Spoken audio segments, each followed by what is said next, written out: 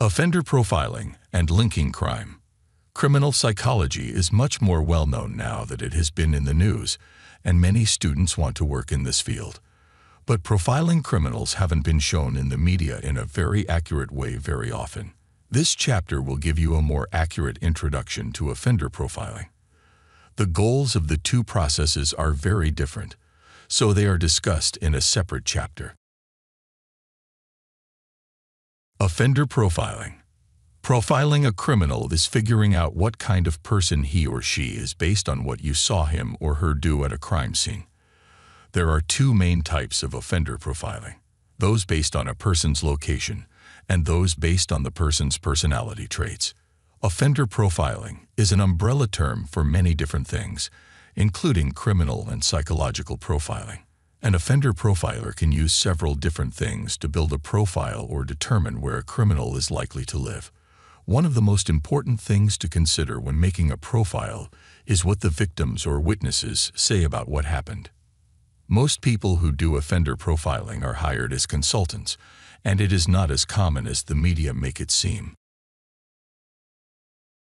Geographical profiling.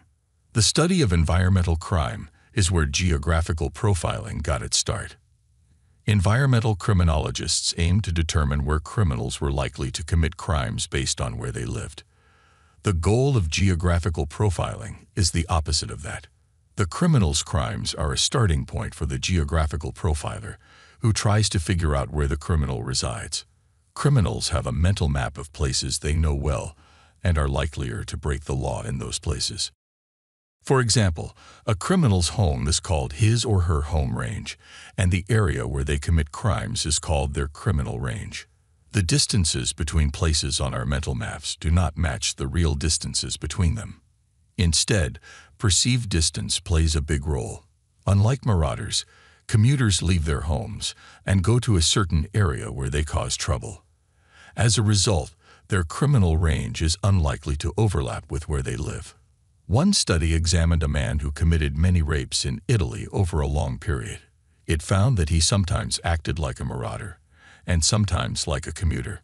When the home location of a criminal is unknown, the approximate location can be found by drawing a circle around the two crimes that happened the farthest away from each other. This model has solved serial rape, arson, and theft cases. On average, the offender's home was correctly found after searching only about 5% of the area where the crime happened.